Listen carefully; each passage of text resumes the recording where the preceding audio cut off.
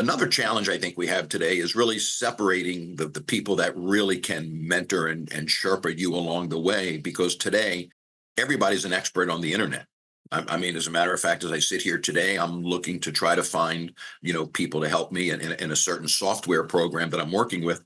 And the challenge is when you just put maybe that name as a consultant into the internet, all of a sudden you have an endless list of people and everybody is an expert and they all want to just swipe your credit card and they all offer you a money back guarantee, which is only as good as the people behind the offer to begin with. So it's very, very tough to find people that really can help you get clarity and focus and a direction going forward today.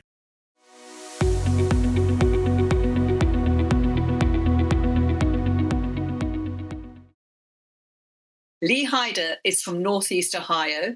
He's been in the financial services industry for 32 years as a life and annuity advisor.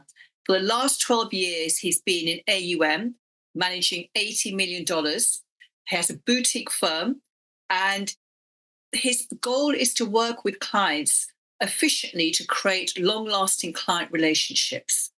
His company is called Lee Hyder and Associates Wealth Management. And as well as managing all that AUM, he's also written 8 books, and he teaches at 3 major Northern Ohio universities. He teaches retirement planning and asset management. So he's a very busy guy, and we're very lucky to have him here today. Lee, it's such a pleasure to have you. And we're really going to be, what we want to do is explore an area which I think is often overlooked for financial advisors, but which is the foundation of their success. And that is their mindset, because often they're thinking about strategies and services and processes, and all of that stuff is really important because we want to make our lives as efficient as possible and deliver the best service to our clients. But the mindset piece sometimes gets ignored, and I feel that this is what we want to shine the light on in this podcast, and that's why I'm so pleased to have you here with us today. So before we dive into mindset, can you share a little bit about your story and how you've come to be doing this amazing work that you're doing and having all the success that you're having? Sure. I'd like to say that this was a well-orchestrated plan, sequentially following every written step along the way, but that would really be a significant exaggeration. I kind of fell into this business many, many years ago. Even before I had a insurance license, I kind of got caught in somebody's net on a internet classified ad. And it was kind of, learn how to make a lot of money and not work really hard. And, who doesn't want to respond to something like that? So to make a long story short, I found my first venture into the industry as a health insurance salesman. Going into people's homes, talking about health insurance, and the company that I worked with had a unique compensation plan that they would basically immediately advance you the commission you earned from today's sale, which sounded pretty good because all of a sudden I was getting paid a lot of money. And then I realized 6 to 8 weeks later, when the health insurance policies were getting issued, they were being rated and people were not necessarily getting everything that they hoped they would get, nor everything that I actually thought they were entitled to get. I was introduced to the chargeback situation, that somebody would all of a sudden not accept the policy that I was paid on weeks before.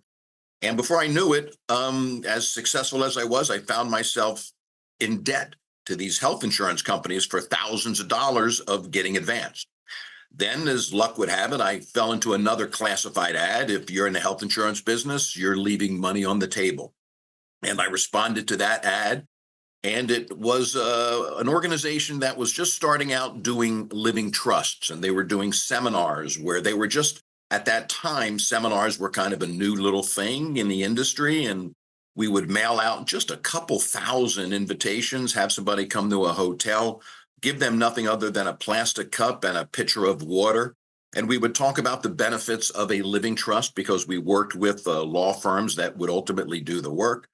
And it was really amazing. I mean, we would mail out literally just a couple hundred or a couple thousand invitations, and we would get hundreds of people to these events. And I got introduced to living trusts, estate planning. And when somebody did a living trust, the next thing they had to do was fund the living trust, which was putting the assets inside the trust. And to do that, they would expose their financial positions to us, and we would see opportunities to help offer products. And at that particular time, we were offering life insurance and annuities. And again, as fate would have it, I went to a meeting. I can remember it very clearly. I think it was December 10th of 2010.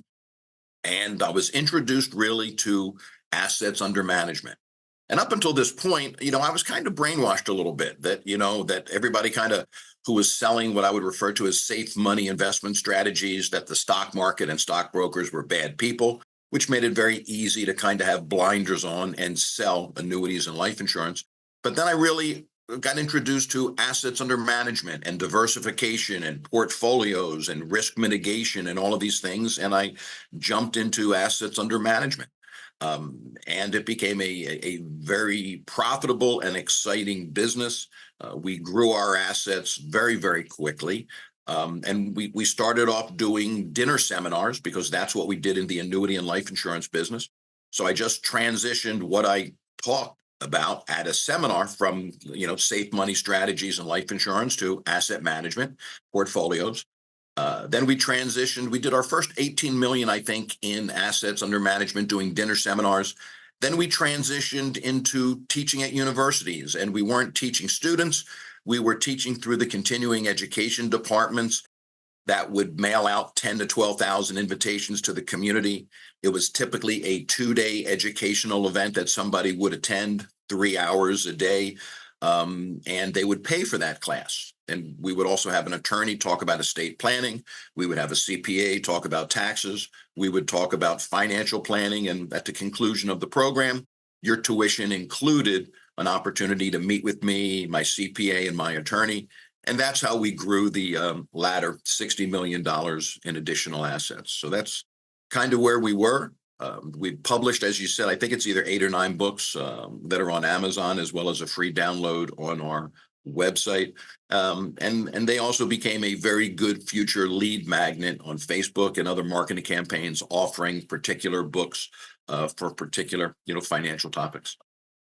Here we wake up, 68 years of age, 32 years in the business, kind of very, very thankful for reoccurring revenue.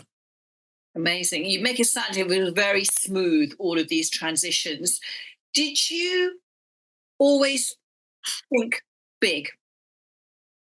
Or was it something that you were fearful about making these changes? Did you have lots of doubt?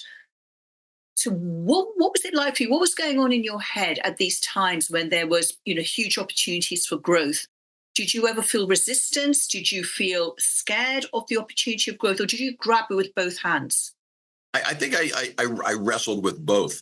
I think my transition, my tracking is probably very similar to a degree to most of your listeners here. I started off, as I would respectfully say, as a trunk warrior. My entire office was in the trunk of my car.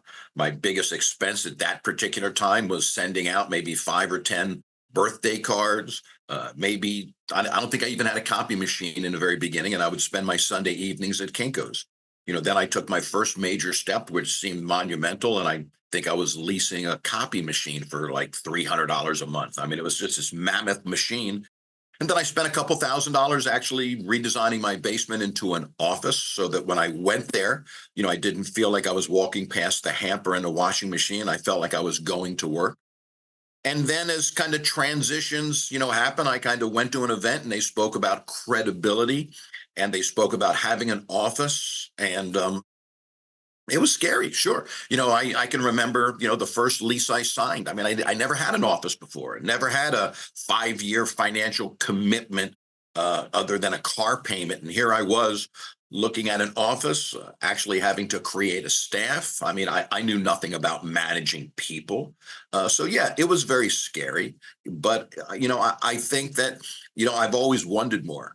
I didn't necessarily know how to get it, but I always thought that I was meant for something a little bigger than, working out of the trunk of my car and sending birthday cards to clients occasionally.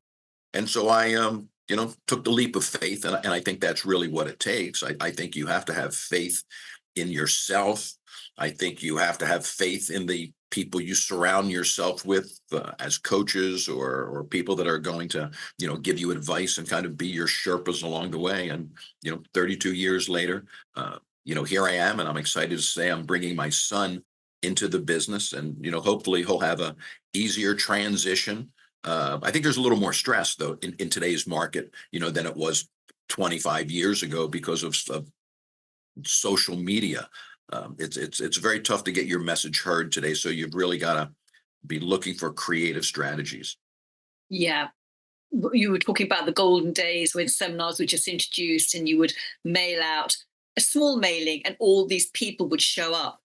It's a very different picture now for And many financial advisors because things move on, don't they? Something that's new becomes old, everyone starts doing, and then everyone's looking for the next new thing and so on.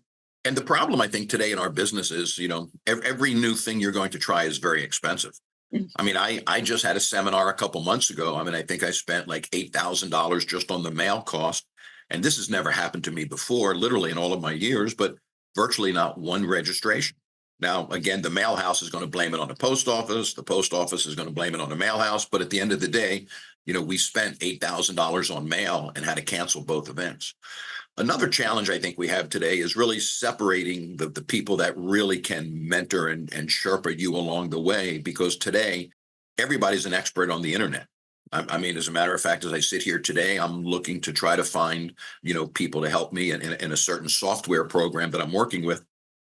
And the challenge is when you just put maybe that name as a consultant into the internet, all of a sudden you have an endless list of people and everybody is an expert and they all want to just swipe your credit card and they all offer you a money back guarantee, which is only as good as the people behind the offer to begin with.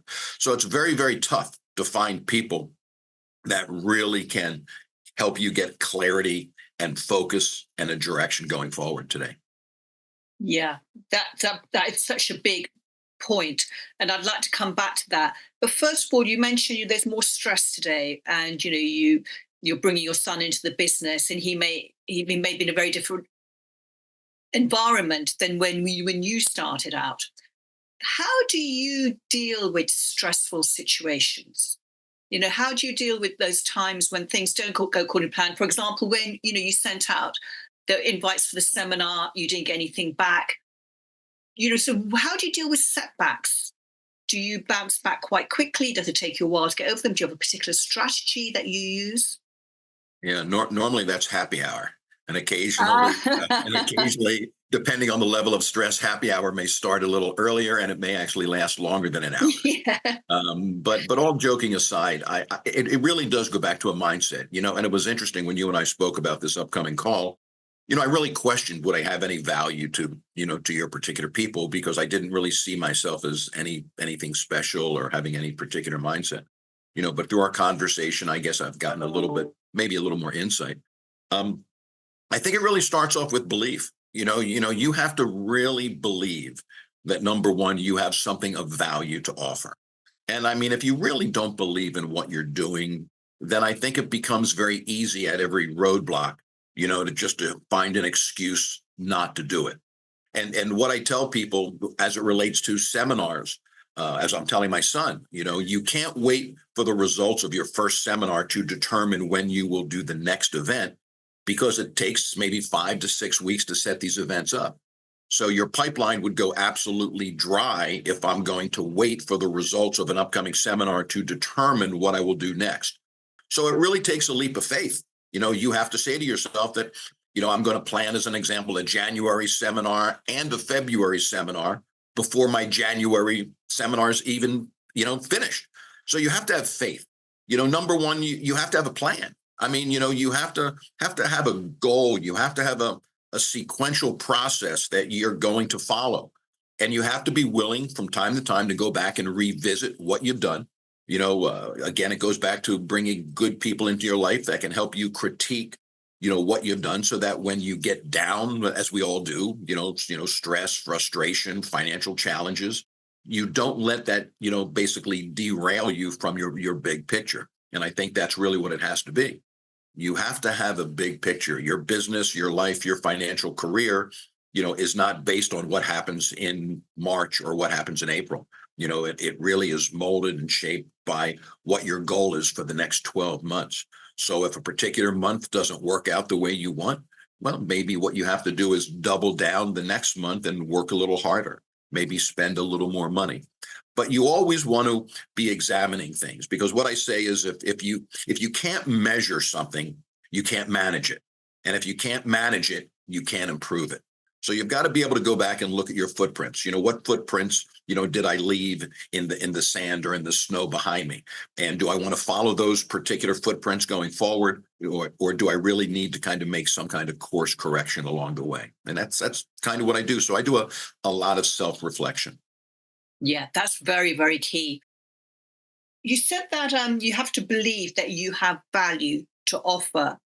For the advisors who are listening in who doubt their own value, who think their competition are better than them, no one's going to, want to work with them, that stuff.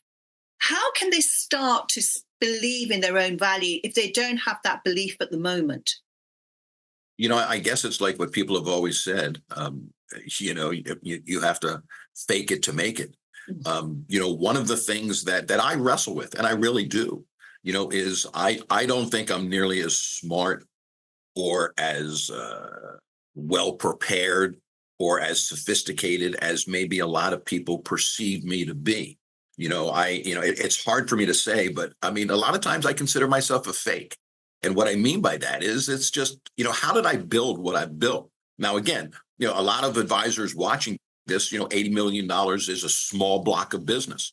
But again, I have a very profitable business because it's just me, just my assistant. So to me, it's about profitability. I mean, I can be more profitable at 80 million than people I know with 300 million that have 2 offices, built an office building, and have, 8 staff members. But again, it goes back to, somehow or another, you have to have a talk with yourself, maybe in a dark room or looking in a mirror. And you have to really acknowledge the fact that, for an example, maybe you don't have the skill sets, maybe you don't have the tools, and then eventually you acquire those tools. But I think you have to look at small successes that you've had along the way. And I think quite often we don't do that. I think we are very quick to discount what we have accomplished in the past, and we write it off as, well, anybody could have done that. That was really not a big deal. But the truth is, in an analytical, evaluative moment, there's a lot of people that would not have been able to necessarily do what I or others have done. So I think by kind of every so often stopping and really looking at what you've done. You live in a beautiful house. There was a day that you lived in an apartment. You have a beautiful car. There was a time in your life that you had a rusty car. You have a marriage, maybe a second marriage. I mean, you've got wonderful family. You've got friends. Those are all kind of trophies in their own way for things you've accomplished. And I think you need to look at business in the same sense. Maybe you don't have 80 million, maybe you've got 3 million, but there was a day that you had no million. So even that 3 million is a significant improvement. So I think you have to stop along the way and just simply compliment yourself for those small achievements. And a lot of small achievements turn into big successes, just like a lot of pennies turn into dollars and dollars turn into a lot of money. You're right. We do tend to focus on the negatives. We dismiss all the good stuff. And Well, then I focus think on just scarcity and lack. Well, I don't have that yet, and I'll be happy when I have that. But that's not how it works, is it? no, and I think a lot, myself included. I mean, I think a lot of us, when a client calls, the first thing we say, especially if it's a big client, there's a problem. And I don't know why our mind drifts to that. And I think it drifts to that because we have fear. We have fear of scarcity. We think that the client is going to leave us for some particular reason. So, even people that are fairly successful, I think sometimes, just like you say, go to the black side very, very quickly. The old conditioned thinking. Absolutely. What do you believe is, if you could say there's one thing more than any other that's helped me to build my success, what would that one thing be for you? It would be not to be scared of failure.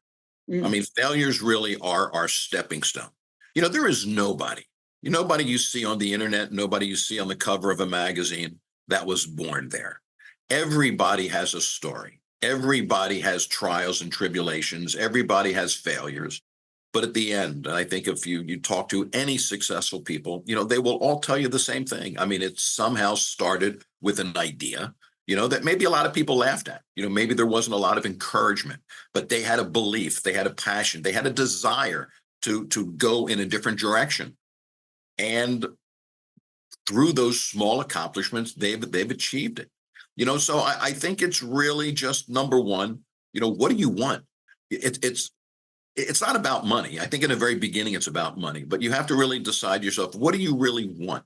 Looking back, I'm amazed. I hold client educational events quite often, and I'm just amazed that we've put out a message that literally every client educational event will get anywhere from 70 to 100 clients. Then one day I said, I'd like to really help a local homeless organization, and there's a wonderful group in our town. And we just said casually to our people, we would ask you to kind of, be as kind and think about people that are not as fortunate as you. And when we hold these educational events, bring a can of beans, bring an old shirt you're not wearing, bring something. And I'm continually blown away years later, the thousands of pounds of materials and items that people have brought in for donation. And I would have never thought that happens. And every time I do that, I just, hold up a can of whatever they've brought. And I thank them because, again, all of a sudden they bought into a vision that I had that at the inception of it was something small and insignificant, but we've turned out to be one of the largest organizations in this particular town on a consistent basis, donating literally thousands of pounds of food items and articles of clothing. So everything really starts from something small. Nobody wakes up successful. Nobody wakes up successful who hasn't had failure, but the difference is they didn't let their failure define them. Yes, and that's a wonderful story. That's a very heartwarming story.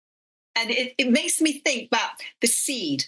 So we have a seed of an idea, and there's two things we can do. We can either just say, yeah, I'll get around to implementing that one day, or we can say, I'm going to do that. That's so exciting. I'm going to implement it now. So there will be people who are listening in. They're saying, okay, I have ideas and I want to do things and get things done, but I'm so distracted and overwhelmed. There's so much to do. There's admin, there's problems to sort out. And I never really get to do or get time to work on my goals, my big goals. And the day just runs away with me. So what is the secret to be able to focus on the stuff that matters, to grow and not, and be able to discard the other stuff which just eats up our time? I think it's a choice.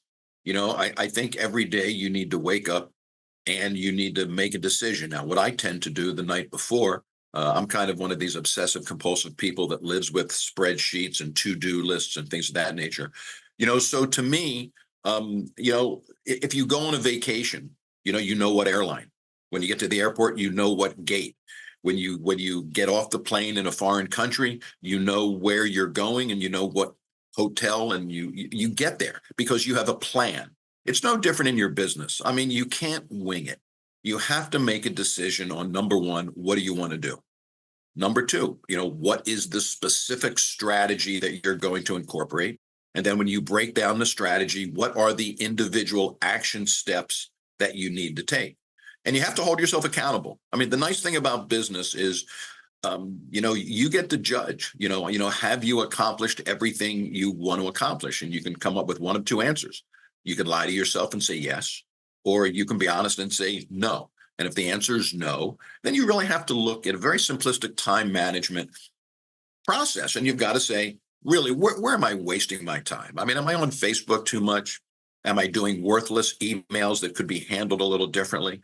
But I think you need to wake up every day with a specific game plan of what are the three most important steps you want to accomplish today.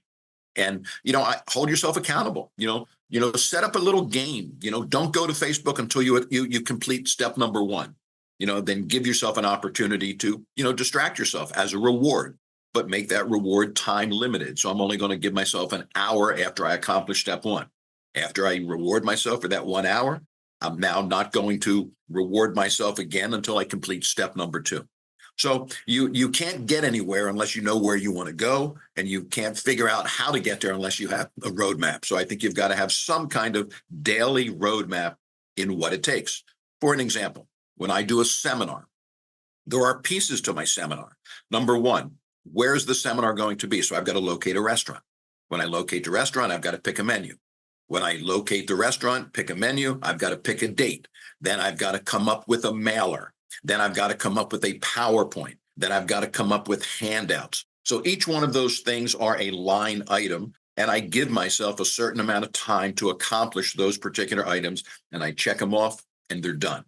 If I just said I'm going to have a seminar and I know there's a lot of little things I have to do, but I didn't really have a detailed list of the sequential steps, it's very easy not only not to complete them, but to get lost in some of the activities that you spoke about.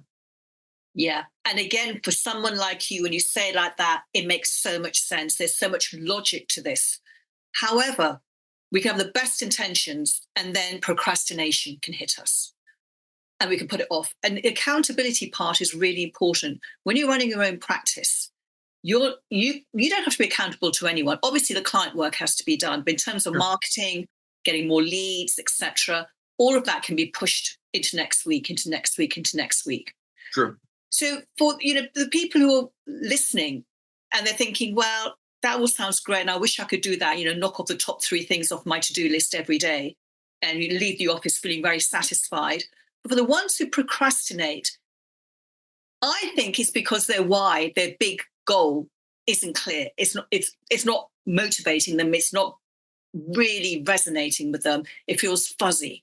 What do you think?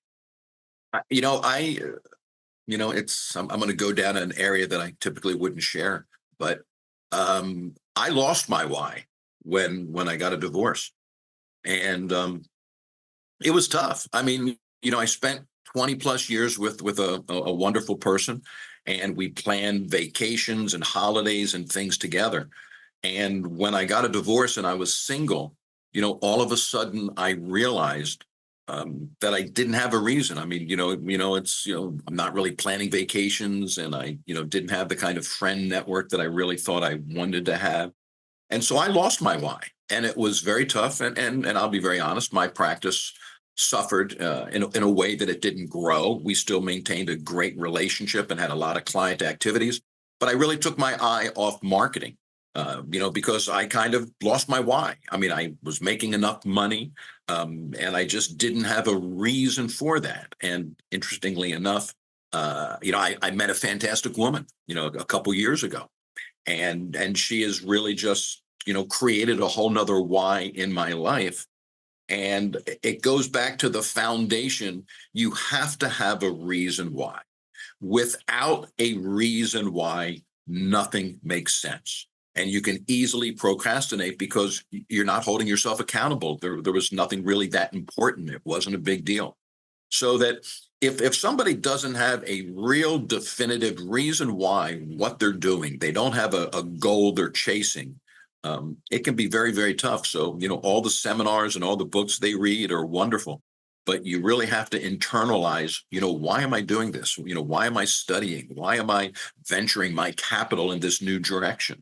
So yeah, I can't agree with you more that there has to be a burning desire, and you have to have clarity in why are you doing what you're doing, and why are you wanting to build what you want to build. It's really worth spending time on this first step, nailing it, because when times are tough, when you don't have the motivation, that why will see you through all those rocky patches.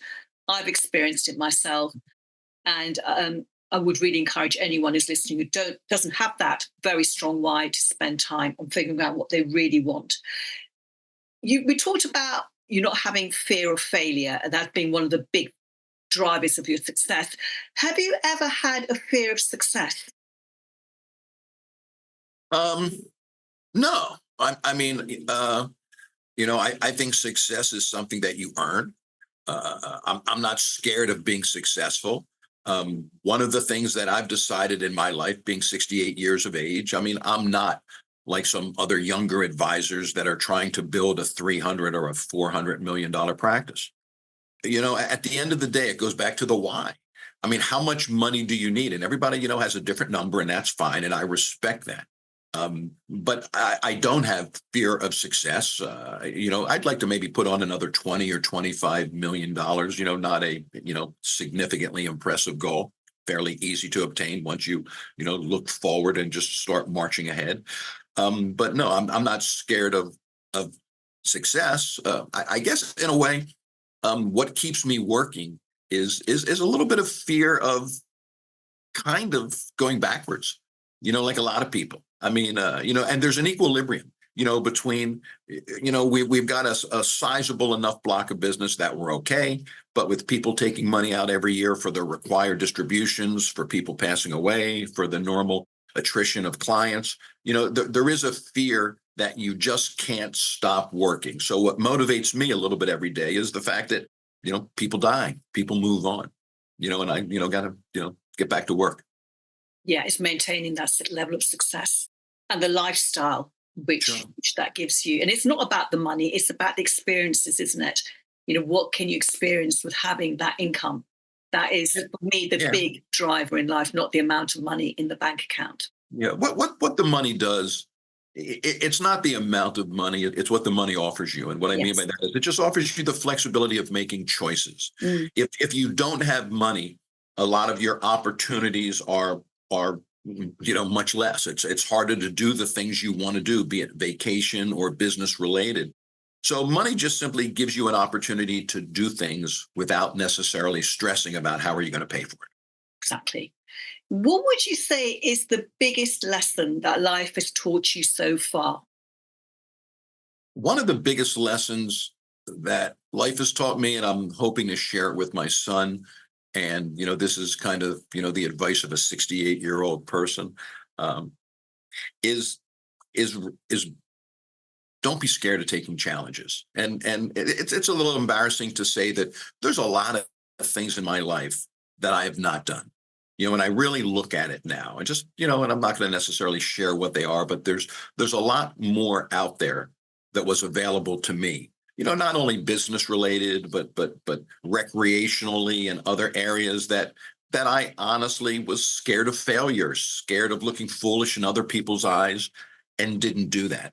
So I think the big lesson that I've learned from life, and I'm going to hopefully pass on to my son, is don't play it safe. Be willing, to do something that scares the hell out of you, and don't rationalize the fact of not doing it because it's not a big deal. I think there's just a lot to be said for conquering things that scare the hell out of you for no other reason other than to conquer those things. Because when you conquer those things, like we did the Tony Robbins fire walk, which sounds kind of crazy, but I mean, I walked across 25 feet of literally burning red hot ambers. And the mindset that you get when you finish that is, what other things have you said are impossible to do? I mean, who would think you could walk across red hot ambers and not walk off the other side with incredible blisters, pain, and damage? And, my feet were fantastic. So that taught me, at least in that moment, that, what other things have I told myself that I really can't do, that I shouldn't do because they're just too dangerous? So my lesson is just, embrace life, embrace challenges, and don't let the fear, drive you into submission of not taking chances. That's a great lesson. I love that. So, how can our listeners find out more about you and the fantastic work you're doing? I don't know if it's necessarily fantastic work or not, but if anybody would like to download any of my books or learn more about us, they could go to our website, which is a pretty easy website to find. It's Lee Hyder, HYDER.com. Everything is there from our materials. They could sign up for our newsletters. We have a lot of outbound materials and references and things. And we have a national practice, so we could certainly help people anywhere across the United States. I'm not necessarily sure about the international link or not, but we'd love an opportunity to, if nothing else, share my I'm not going to say success, but share my journey with anybody who would like any more personal information or guidance or coaching, who may actually stumble across, your fantastic podcast. Thank you so much. And thank you for your honesty. Your modesty, your integrity shines through. And it's been an absolute pleasure chatting with you today. And for everyone who's been listening, I hope you really enjoyed this episode. See you next time. Bye bye for now. My pleasure. Thank you.